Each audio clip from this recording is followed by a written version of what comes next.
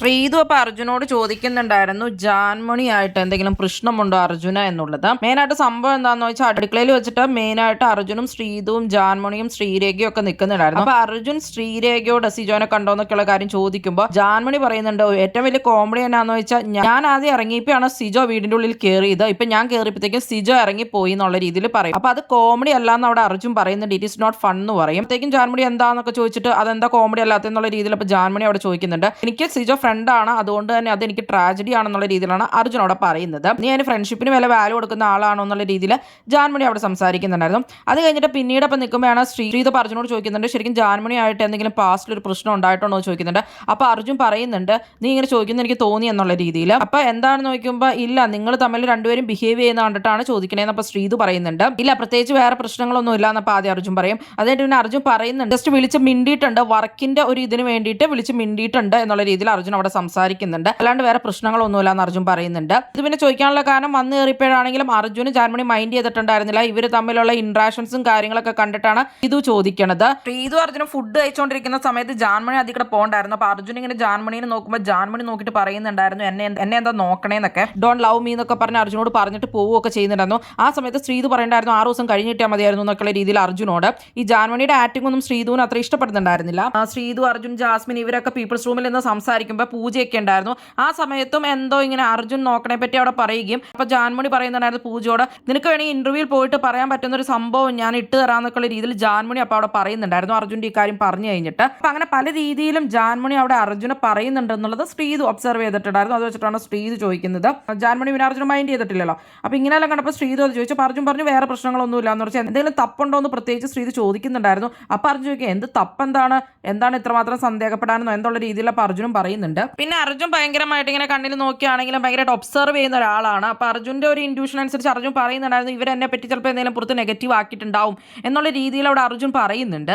അപ്പൊ അർജുൻ അത് അങ്ങനെ എന്തോ ഫീൽ ചെയ്തിട്ടുണ്ട്, ഓൾറെഡി അർജുൻ ഫീൽ ചെയ്തിട്ടുണ്ടായിരുന്നു അത്. അപ്പൊ അതുപോലൊക്കെ തന്നെയാണ് പുറത്താണെങ്കിൽ ഇവരുടെ പ്രശ്നം ഇപ്പൊ വൻ രൂക്ഷമായിക്കൊണ്ടിരിക്കുകയാണ്. ഭയങ്കര ഡീഗ്രേഡിംഗ് ആണ് അർജുനെതിരെ നടന്നുകൊണ്ടിരിക്കുന്നത്. ജാൻമണി അർജുൻ ആയിട്ടുള്ള ഇഷ്യൂ തന്നെയാണ് വൻ പ്രശ്നം. ആ വീഡിയോയിൽ തന്നെ രഞ്ജിനി ഹരിദാസ് ചോദിക്കുമ്പോൾ ജാൻമണി പറയുന്നുണ്ട് ബോയ് ഫ്രണ്ട് അല്ല അർജുൻ എന്നുള്ളത്. പിന്നെ പറയുന്നുണ്ട് മെസ്സേജ് ഒക്കെ ചെയ്തിട്ടുണ്ട് എന്നുള്ള രീതിയിലൊക്കെ. കോമൺ സെൻസ് ഉള്ള ഒരാൾക്ക് മനസ്സിലാവും എന്തായാലും അർജുനും ജാൻമണിയും തമ്മിൽ അങ്ങനെ ഒരു റിലേഷനോ കാര്യങ്ങളോ ഒന്നും ഇല്ല എന്നുള്ളത്. ജാൻമണിക്ക് ഓൾറെഡി അർജുനോട് ഭയങ്കര വൈരാഗ്യമാണ്. ഇപ്പൊ വന്ന് കയറിയിട്ടും പറഞ്ഞിട്ടുണ്ടായിരുന്നു 3 പേരെ എനിക്ക് വീട്ടിൽ ഇഷ്ടമല്ല, നോറ, റസ്മിൻ അതുപോലെ തന്നെ അർജുൻ, ഇവരോട് ഞാൻ ക്ഷമിക്കില്ല എന്നുള്ള രീതിയിൽ പുള്ളിക്കാരെ അവിടെ സംസാരിക്കുന്നുണ്ടായിരുന്നു.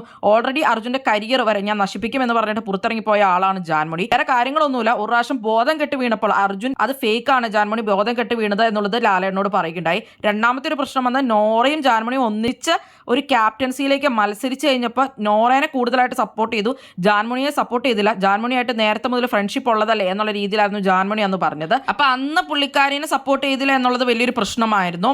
അങ്ങനെയൊക്കെയുള്ള കേസിലാണ് അർജുനായിട്ട് ശപിക്കുകയൊക്കെ ചെയ്തിട്ടായിരുന്നു നിന്റെ കരിയർ തന്നെ ഞാൻ നശിപ്പിക്കും എന്നൊക്കെ പറഞ്ഞിട്ട്. ജാൻമണിനെ വർക്കായിട്ട് ബന്ധപ്പെട്ടിട്ട് നേരത്തെ തന്നെ അറിയുന്നതാണെന്ന് അർജുൻ അവിടെ ഓൾറെഡി പറഞ്ഞിട്ടുള്ള കാര്യമാണ്. അങ്ങനെയൊക്കെയാണ് നടന്നിട്ടുള്ളത്. പിന്നെ ഇവര് പറയണൊക്കെ വിശ്വസിക്കുന്നവരെ തന്നെ പറഞ്ഞാൽ മതിയില്ല, ഇവർ ഇത്രയും ഫേക്ക് ആയിട്ട് ഇത്രയും നുണ പറയുന്ന ഒരാളാണെന്നുള്ളത് കുറച്ചെങ്കിലും ബോധമുള്ളവർക്ക് മനസ്സിലാവും. പിന്നെ മനഃപൂർവ്വം ഇത് നെഗറ്റീവ് ആക്കാൻ വേണ്ടി പറയുന്നവരോടൊന്നും പറഞ്ഞിട്ട് കാര്യമില്ല. ഗെയിം ഒരാളുടെ വിലയിരുത്തിയിട്ട് അതിനെ നെഗറ്റീവ് പറഞ്ഞാണ് വീഡിയോ ഇടുന്നതെങ്കിൽ പിന്നെയും ഉണ്ട്. ഇത് എന്താണ് ഇവർ കാണിക്കുന്നത്? ശരിക്കും പറഞ്ഞാൽ ഒരാളുടെ പേഴ്സണൽ ലൈഫിന് തന്നെ നശിപ്പിക്കുന്ന രീതിയിലാണ് ഇപ്പൊ കാര്യങ്ങൾ വന്ന് നിൽക്കുന്നത്. ഒരുപാട് ഡീഗ്രേഡിംഗ് ആണ് പലയിടത്തുനിന്നും നടന്നുകൊണ്ടിരിക്കുന്നത്. സിജോ ആയിട്ടുള്ള അർജുന്റെ റിലേഷനെ പറഞ്ഞായിരുന്നു ആദ്യം ഡീഗ്രേഡിങ്, കരഞ്ഞു എന്നും പറഞ്ഞ.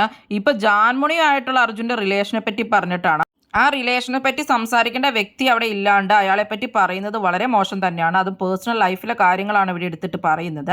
അതിൻ്റെ ഉള്ളിലെ ഗെയിമിനെ അല്ല ഇവർ അനലൈസ് ചെയ്യുന്നത്. ശരിക്കും എങ്ങനെയും നെഗറ്റീവ് ആക്കുക, വോട്ട് കുറിക്കുക എന്നുള്ള ഒരു സംഭവം തന്നെയാണ് നടന്നുകൊണ്ടിരിക്കുന്നത്. അർജുനെങ്ങാനും വിന്നർ ആയാലോ എന്നുള്ള പേടി തന്നെയാണ് ഇതിന്റെ കാരണം. ഭയങ്കര ഡീഗ്രേഡിംഗ് ആണ് നടന്നുകൊണ്ടിരിക്കുന്നത്. അതിന്റെ ഇടയ്ക്ക് മിഡ് വീക്ക് എവിഷൻ നടക്കുന്നു. ശ്രീതു എവിറ്റ് ആവും എന്നുള്ള രീതിയിൽ ഫേക്ക് ന്യൂസുകളും ഇറക്കുന്നുണ്ട്. അത് വോട്ട് സ്പ്ലിറ്റ് ചെയ്യാൻ വേണ്ടിയിട്ടുള്ള വേറൊരു കളിയാണ്. അർജുന്റെ വോട്ട് എങ്ങനെയെങ്കിലും സ്പ്ലിറ്റ് ചെയ്ത് അപ്പൊ ശ്രീധുവിനെ അവിടെ നിർത്താൻ വേണ്ടി ആളുകൾ നോക്കാനും അങ്ങനെ പല സംഭവങ്ങളാണ് ഇവിടെ നടന്നുകൊണ്ടിരിക്കുന്നത്.